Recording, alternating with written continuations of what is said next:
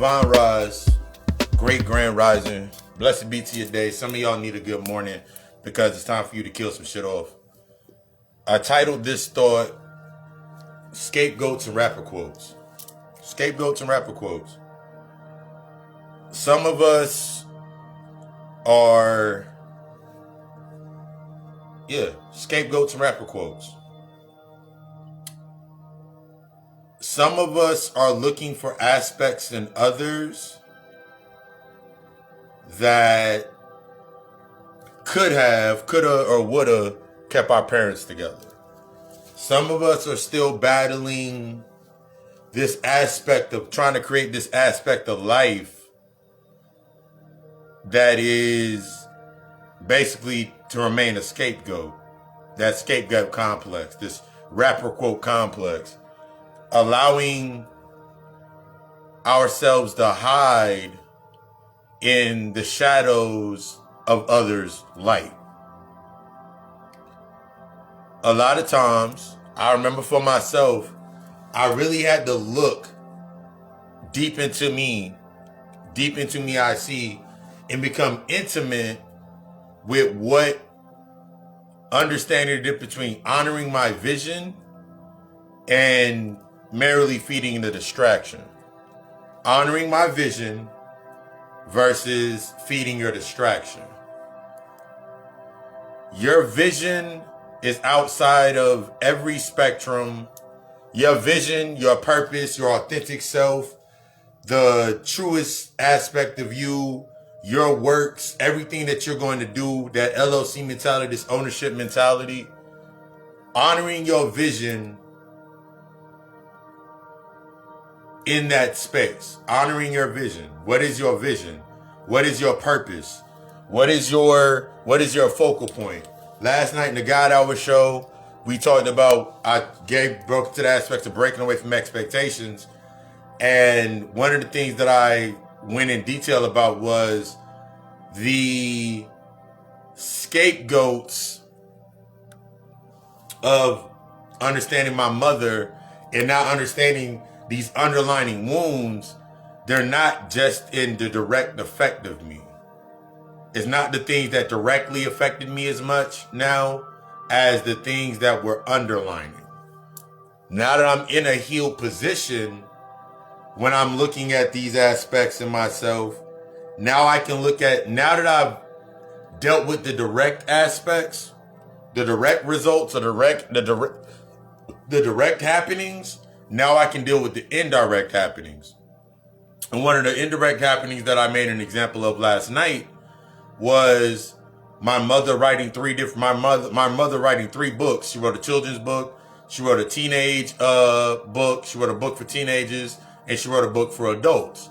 But when it came time for her to share this book, when it came time for her to publish her book, publish her works, the only examples that she had around her, or the only things that she had around her, were the only things that she gravitated to were the same things that kept her in that space of comfort. The same things that got her, the same things that set the foundation of how she got to where she was at, were the same things that she kept depending on as her scapegoat. This is how we feed that distraction. This is how we feed that distraction. One of the greatest things that used to get to me was that family first narrative, the family first narrative. That triggered the shit out of me. I'm pretty sure it triggers the shit out of a lot of y'all. That family first narrative. Because in my mind, due to the family secrets, due to the childhood traumas, due to these events that happened in my life, that family first narrative was one of my biggest triggers. That was one of the biggest triggers that I went through, was that family first narrative. Because in my mind, I was still feeding off of, remember we talked about antagonist feeding. I was feeding off of I could never build anything with my family because my family is not willing to put in the work. Until I really applied soul contracts, understood what a soul contract was. Once I understood what a soul contract was, once I understood what a karmic debt was, and amongst other things in my shadow work, I was like, oh, my family that I came in here with, that's not the family that I'm going to build with. I had to get comfortable with this thought process. The people that you came into this with based on the trauma, based on these events, these isolated events that happened in your life, those are not the individuals that you're going to build with. You have to get comfortable with it. Get comfortable with that thought. The people that you came into this shit with are not the people necessarily that you're going to be building with. The family that you came into, the family first narrative, the family first based on the karmic family, if you stay as long into that and you're not dealing with the healing aspect, you will always use your family as a scapegoat. You'll always use your family as a scapegoat every single time. When it comes into your healing process and you really dealing with these internal wounds and dealing with your inner child, one of the main things that feed your distractions is that family aspect. So many of my clients, the first thing that we go through when we get into the inner child healing part, they'll be like, but what if my mother doesn't accept? What if my mother doesn't accept or speak or even apologize for what she put me through?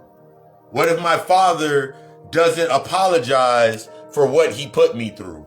What if my sister or brother or uncle or aunt doesn't apologize for what they put me through? That's not the point of this forgiveness exercise that I give you. They're going to give you exactly what you need. They're going to give you exactly what you need in that space. They're going to give you exactly what you need. When it comes to this healing process, everything that they're going to give you is exactly what you need. You just have to learn how to accept it. We're going outside of this space. I remember so many times when it was coming just into my internal healing work, the inner child work that I had to do with myself, and really dealing with these wounds. And that was one of the main things that I could not get over.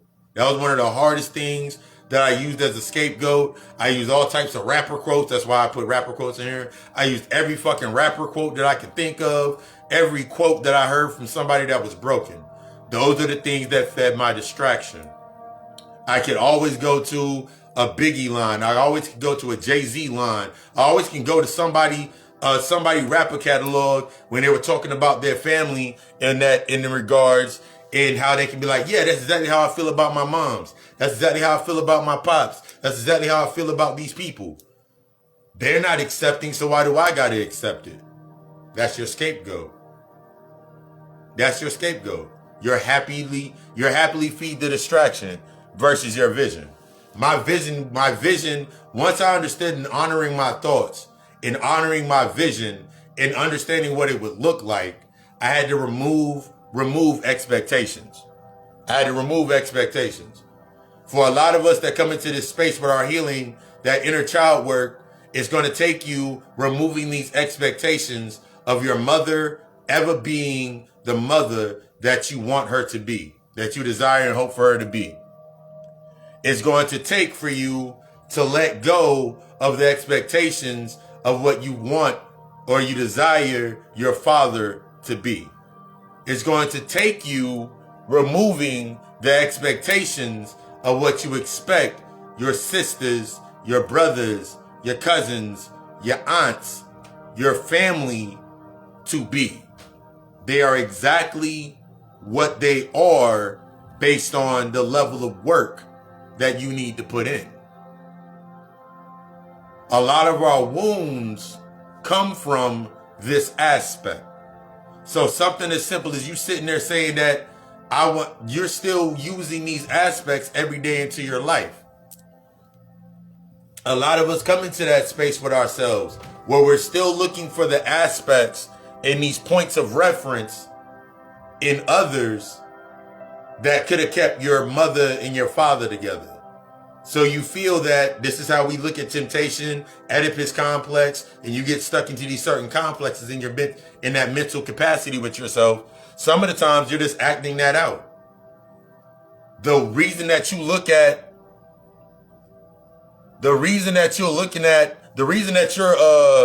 you can get so stuck in the temptation of looking for a chick that can cook, and you stressing on that shit so hard, a chick that can cook, a chick that cleans, even if it might be just because your mother didn't cook and clean.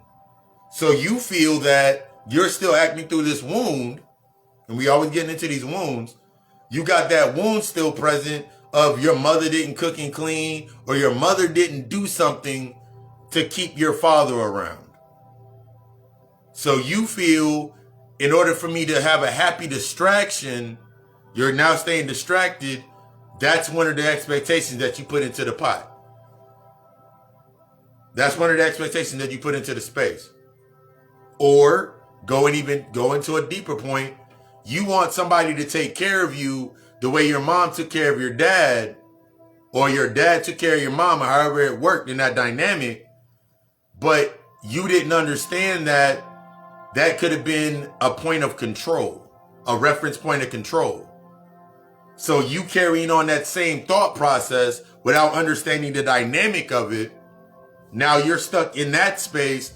That expectations becomes your controlling factor. Instead of you setting your standard, instead of you setting the tone, because regardless, in reality, take the reality with yourself, regardless, your house got to get cleaned anyway. You got to feed yourself anyway. That's a basic necessity to you. You got to feed yourself. You got to you got to keep yourself clean, keep yourself looking right. You got to so why would you put that on somebody else? If you can't do it for yourself, if you can't do it for yourself, if you can't put it into yourself, how do you expect anybody else? Why would you expect anybody else to do that for you? That becomes your scapegoat. I'm just looking for somebody that can take care of me. Or I'm looking for somebody to take care of me the way I take care of them. But in reality, finish the statement. I'm looking for somebody to take care of me. I'm looking for somebody to put in the work that I'm putting in, because my mother didn't put in this amount of work, and because she didn't put in this work, that's why my dad left. That's the definition. That's how I define my space. A lot of us put ourselves into this complex with yourself. You put yourself into this complex, creating these scapegoats.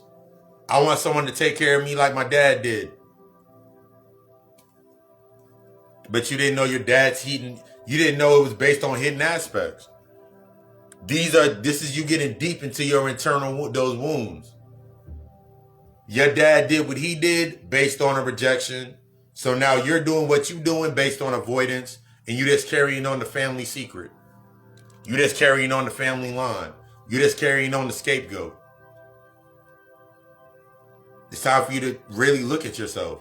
Are you honoring your vision, or are you feeding the distraction? Are you honoring your vision? You honoring your thought, or are you feeding the distraction? When it comes to you putting in this work, this internal work with yourself, doing this inner child work, the distractions are going to become more prevalent because it's based on the old aspects of you. When it comes into you putting in this work with yourself, you taking this ownership mentality for yourself, this ownership mentality, this LLC mentality, it's going to change the spectrum of everything in your life. That's one thing that you're going to have to accept. Everything changes. Nothing stays the same. One of the things that I had to learn, even in the now present of me building, this is that key. You can't skip this work. You can't skip putting in the work phase and then try to get into the building. That's one of the things that a lot of us try to do based on that scapegoat approach. We allow ourselves to anchor to other aspects without understanding how it defines us. We allow other things outside of us to be the anchor points or what defines us inside of our space. It's not there no more. That scapegoat, that rapper quote, that quote that you love keep saying, I want somebody to see me naked. Do you know what that even means? Have you defined and synthesized that down into your own space? It sounds nice. It sounds deep. It sounds poetic. It sounds like you inside of a certain space, but are you really applying to your work? You can tell when somebody's been applying to their work because the more work that you apply to yourself to honoring your vision, the less biased that you become. The more you're able to identify what's distracting you. One of the biggest things for myself is setting my disciplines into my day in allowing the distractions in. This is one of the keys of allowing the distraction to present itself. Instead of me sitting there saying, I don't get distracted, I'm always so focused. I don't have to say that. My standard speaks that. My energy speaks that. So I don't have to say, yo, they hit me with a distraction. I don't have to say that. I'm not distracted. I'm ever more focused. As you start this healing process with yourself and you become more focused in this ownership of yourself and you start understanding like, yo, the dynamic of everything in my space, I've either created or co-created. Whether it's positive or negative, I created it. In my space, I created everything in my space. I either created or co-created it. It's an aspect of me. I accept that it's an aspect of me because how it triggers me. As it triggers me, I acknowledge that I am the creator of my dynamic. I accept how it triggers, and I apologize to myself for allowing this to fuck with me, to get at me. That's how you start. That's the healing process. Anything else is a happy ass distraction. Everything else in your life can become a happy ass distraction. You're gonna notice that them same family members, this is when we start working with our family, working with the karmic debt. You're gonna notice when you start healing, your family gonna look at you like you've lost your mind. It's because you're going outside of the spectrum of trauma. You're destroying the association. You're destroying the association. You're destroying the tethers that tether them to you. But you have to face that first.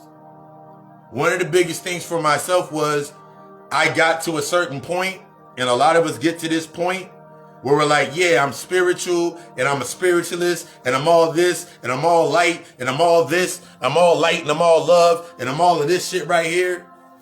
But we still got those remnants in the dark. Your family back there in the dark. The family secret. I wish I could get my time back. Yeah. I wish I could get my time back. I wish and don't want anything back from my past. I don't want the time I don't want the time because no time was wasted.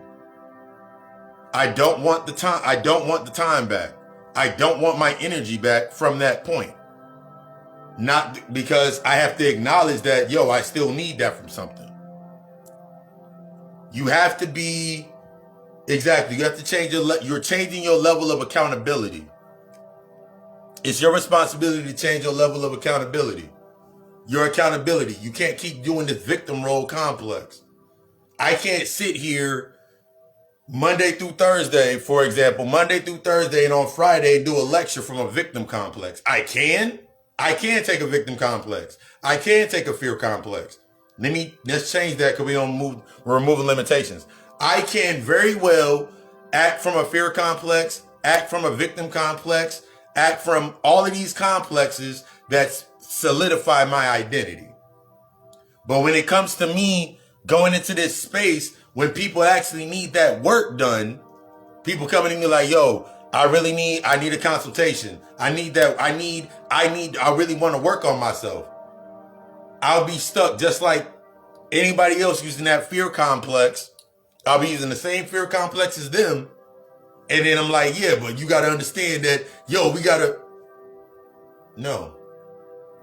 And that's how you start removing those distractions. Over this last year, there were so many different conversations that I've had that are different now. Every conversation that I have now is based on building something. It's based on expansion. It's based on complementing. None of my conversations that I've had, I had to look at as I'm honoring my thoughts, I'm noticing that everything that comes into my space is based on expansion, is based on complementing. When I was stuck on feeding the distraction, I was always trying to complete some shit. I was always stuck in this realm of completing some shit. Like, as soon as when we get them off the planet, then we can get back to doing our thing. Why would I want to stay in the prison? That's one of the things that you're going to have to get out of your mindset. Everything that you're doing when you're going into this state of avoidance, you're just going from one prison to another. Allowing yourself to fall into the scapegoats and these damn rapper quotes. Allowing yourself to continue staying in avoidance.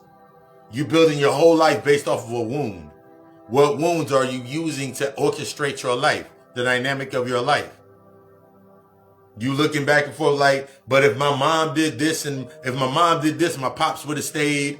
Or you're using these examples of, one of the biggest examples that I've noticed, a lot of my clients go through is the aspects of their mother had multiple boyfriends or their father had multiple girlfriends and they thought that's how life was. So then when they come into this space, the correspondence of information that they look for to regurgitate is, I want to do polygamy because that's multiple. That's what we naturally supposed to do. We supposed to do this polygamy shit. Okay. Find your truth. If that's your truth, cool, let that be your truth. But no matter what you're going to have to do, no matter what you're trying to build, it's going to involve first doing the internal work. No matter what you do, it's going to involve first doing the internal work. Removing the distraction of saying, I can't do this because of something else. There's nothing that I cannot do. There's nothing that I cannot do that I'm going to allow something to stop me from doing it. There's nothing. There's no excuses. There's no excuse for me to stop or allow things to take me off of my pivot, take me off of my square. Last night, I'll use it as an example. Last night, when I did the God Hour show on Facebook, bunch of spam came through. I was like, I got irritated, and this is a learning process. I got irritated, and I took 15 minutes to myself, and I breathed. I took 5-6 deep breaths in. I was like, you know what? I'm gonna go do it on IG. So I did the God Hour show on IG. I downloaded the video and posted it to Facebook. Instead of allowing myself to dishonor myself in the works that I'm doing and allow something to stop me or allow something to halt me, I said, breathe, move it over to this other position. This is you honoring your thoughts. This is you honoring your vision. As you honor your vision, that's based on your path. Stop looking for the result. Stop looking at everything else to set the tone for you in your space. Stop using this individual over here based on what they're doing and saying, well, they got this. Stop using others' motherfuckers' comforts to be setting the tone for what you want to look for. Because you didn't know what they did to get that. You don't know what experience, you don't know what they expressed, you don't know what the fuck they did to get through that. And you damn sure ain't gonna ask the question. You only gonna ask the question based on the information. You're only gonna ask the question so you can now use the assumption process of still using that same old wound. that expectation because you wanted to come to you the way it came to them. Not understanding that you simply being in that space where you see somebody when you see somebody doing some big things, like, oh my God, they're doing big things. They got this, and that. It don't matter how they received it, whether it was good, bad, whatever it may be. The simple fact that you are in that space with them, you're in the space and they're achieving some shit is letting you know that you're in the right position. You're in the right flow of energy. We can get distracted because you're looking at somebody else doing it.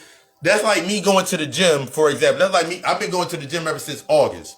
And you can tell I've been going to the gym since August. And I've been putting in my work at the gym. If my mindset was based on an unhealed aspect of myself, or I was still getting triggered, when I go to the gym and I see motherfuckers that have been in there for months, that have been in there for years, going to the gym for years, or they using some stimulants, or they using some shit that's not natural, then I would sit there in that space and be like, damn, man, I wish I could look like that. But I don't know how long they were there. I don't know what they're using. And then my avoidant wound that would pop up, I wouldn't ask them the question. You see how you stop yourself in dishonoring your vision, in feeding your distraction. You'll always go to the best lined up assumption that you got inside of your pocket. Man, they got to be using something. They got to be using steroids. I don't care. I don't care about that. They got to be doing this because eventually it's going to come to the surface anyway. All I got to do is sit back and keep doing my work. One of the things that I recently found out when I reached out to my man's on YouTube that shares everybody's videos, and I sent him an email. I was like, hey, I would like you to look at my work. And if you could, like, if you like what you see, can you do the promotion? When he told me, I'm not going to say his name because nothing on that. When he told me, like, people pay me to put their stuff on my page, I was in fucking shock. I was like, oh shit. That's how they getting those views.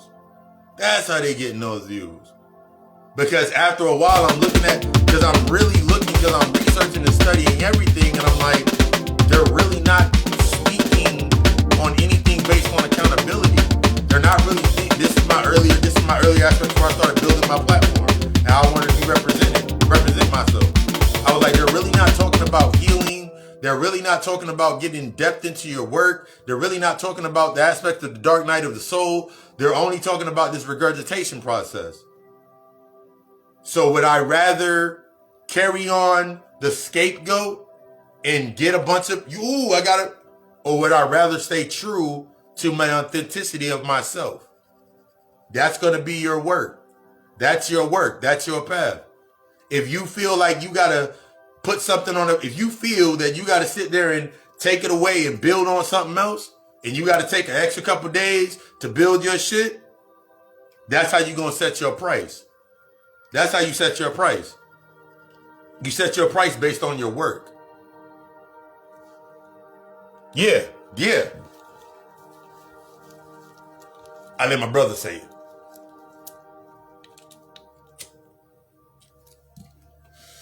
When you're putting yourself into this space with yourself of understanding your work and setting your price based on your standard, that's how you set your price.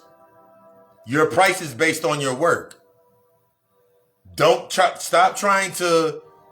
Stop investing into staying relevant in old scapes of yourself. Stop trying to stay relevant in the old scapes of yourself. Stop trying to stay relevant and erase yourself from existence, because that's what you're doing. When it comes to you doing this healing work, releasing and dealing with generational wealth, building generational wealth, destroying generational curses, acquiring and destroying karmic debts, and you paying your shits out in full, that's going to wipe you out of existence. This is going to wipe you out of existence. one of the hardest things that I had to deal, one of the biggest factors that I had to deal with myself was realizing and really applying that the family that I came into this shit with, the family cycle that I came into this shit with, it was karmic family. They were karmic debt. They were associated based on traumas, family secrets, things that I didn't deal with. When I started dealing with those things, I failed to exist. But when I failed to exist in this one space over here, and I started really applying to building over here, that's when in this space, my true aptitudes of the things that I was really needing in that space, I don't need or want anything, that's when everything I desired came into my space. Your thought process is going to change. You're no longer going to look at it based on, like, I'll give you an example. I'm going to build, tomorrow we're going to get into it on Friday. Tomorrow we're going to get into it on the lecture. I no longer say that I need money. I no longer say that I need to make a lot of money. I say that I need to make a profit because of the way my mindset changes. Because when I think about money, I think about debt. So the longer that I say I need money, that means I need more debt. But if I change my mindset that I'm making a profit, there's certain things that you start changing in your ownership. Every day I make a profit. That means every day I make a profit. That means every day I learn a lesson. Every day I learn, every time I gain something, I'm in gain. I always make profit. I always take myself to this new space of myself. I'm always making a profit. I'm always making an impact. Because everything else naturally is going to come. I set the tone of how I make my profits. That way I'm not sitting there overwhelmed that way I'm not sitting here in this space of being, oh shit, I'm overwhelmed because now I'm making all this shit and now I'm behind. You control the flow. You control the flow. You control how this shit plays out. You have control over your dynamic. You have control over your flow. It's time to take in this ownership to yourself. Stop allowing the scapegoats and the rapper quotes to be the things that you regurgitate to set your place. Stop allowing. I'm not your lane. Where's your lane at? What's your purpose? What's your path? How are you building into yourself? Are you integrating with your shadow or are you avoiding it? A lot of us don't like to deal with those aspects, and it's very heart-wrenching not to deal with these certain aspects. But that's my purpose. Bring it to the surface. There's so many things that we don't bring to the surface because it's the secret aspect that we don't like bringing to the surface. That's what I do. That's my purpose. I've been doing it my entire life. Now it's time for me to keep doing it. I want you to be the fucking best. I desire you to be the best version of yourself. I desire you to break away from all limitations. And if you are ready to break past those limitations and really get into that aspect and it resonates with you, hit me up in the inbox. Hit me at GottaCoAlchemistLLC.com so we can start getting that, so we can start getting you to that best version of you. I'm only the vessel. I can't make you ready. Nobody can make you ready. But I can aid you in building that space. I love you. I'll see y'all tomorrow. Friday night lectures, we're getting into that piety society. I love you. We love us. Ashe.